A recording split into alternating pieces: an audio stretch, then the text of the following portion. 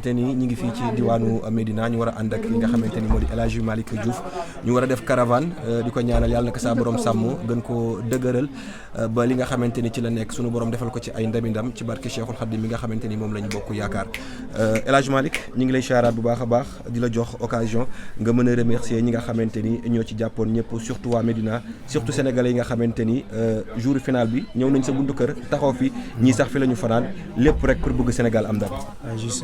Sénégalais yëpp di nuyu Sénégalais yi di leen jaajëfal bu baax. di remercier waale sama waa koñ surtout waa Médina gis nañu taxawaay bi. depuis ba compétition bi commencé même donte fan zone bi ñaari yoon la am.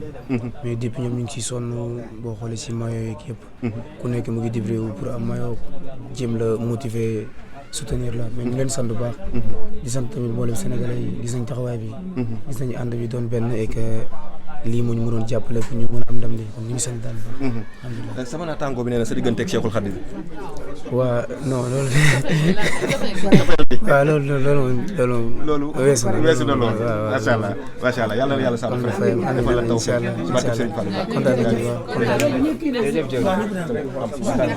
fan sa club yi taxaw tey keroog final bi keroog El Hadji Malick Diouf noo ko dundee keroog.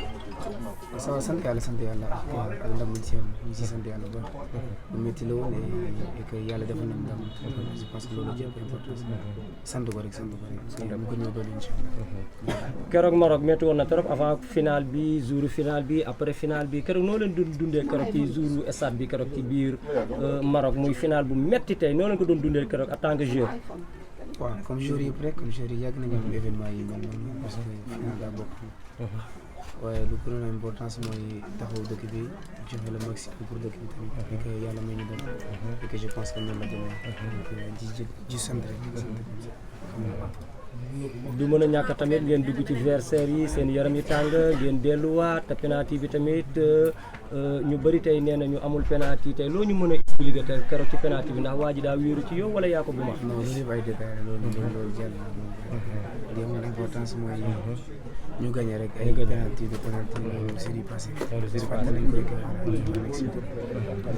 El Hadji Malick Diouf Morola 7 mu ngi lay sant di la gërëm. ok.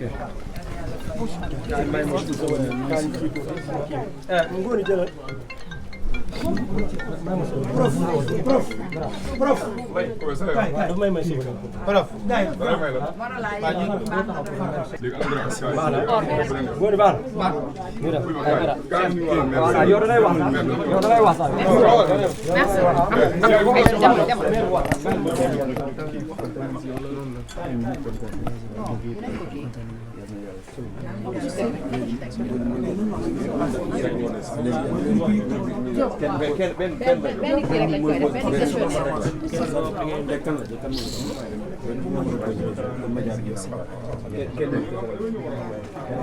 Aïcha am lu gaaw ñu dem seen wala nga dem rek ba mo rasul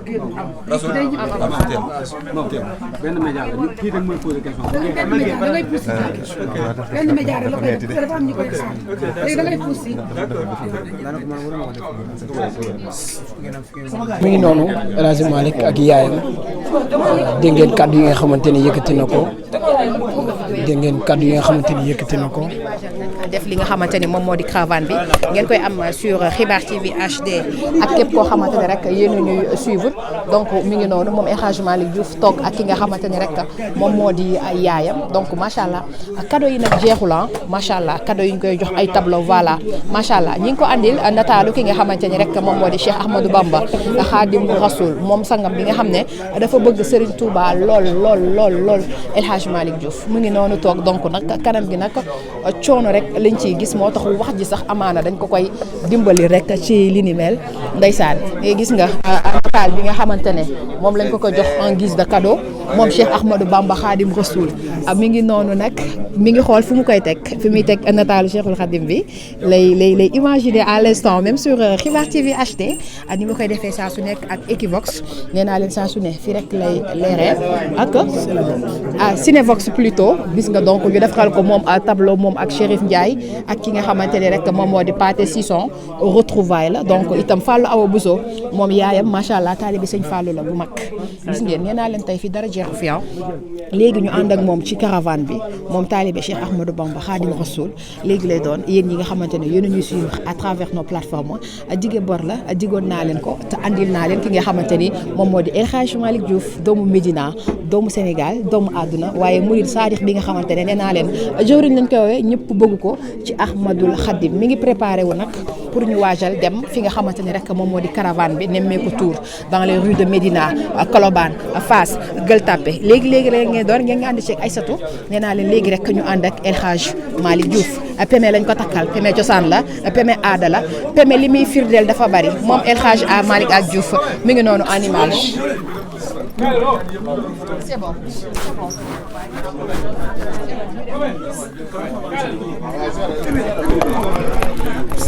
daa film bi. D'accord. ah kii la ñu dem nañ dem. Copain, ñëw leen nii s'il vous plaît. Non, c'est déjà fait. Champion. Loolu photo la.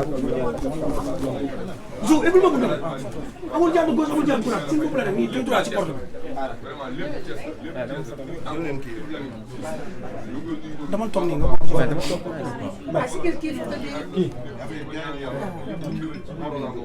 c'est bon, merci gars, jërë ngeen jëf.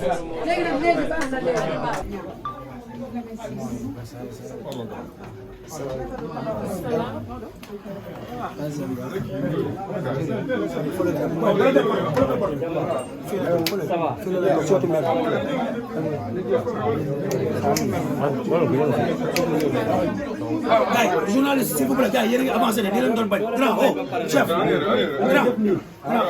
Dañoo compréhension la ñuy laaj. kii day wax ak ay mbokkam Morolan bu paree rek ngeen jël may leen ñëw dañuy delluwaat Morolan.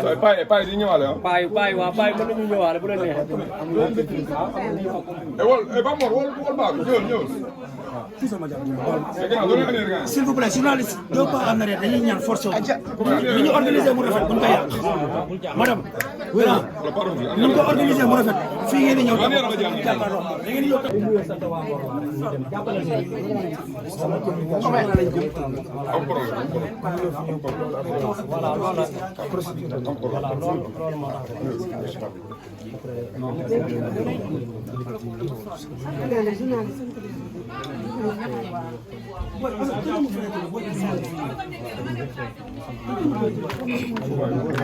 suñu or nga takk de.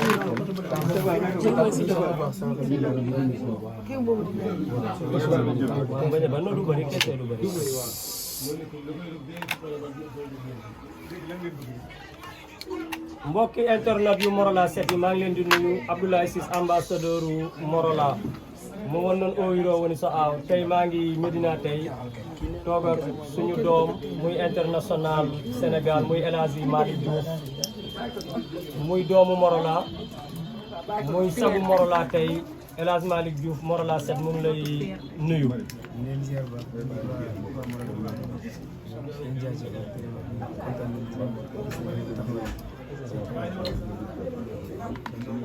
El Hadji Malick Diouf ngay doomu Morolan tey kilifa diine yi nekk Morolan kilifa aada yi jeunesse su Morolan tey ñëpp a taxaw tey di la ñaanal nekk sa ginnaaw tey lan ngay wax tey population bu Morolan.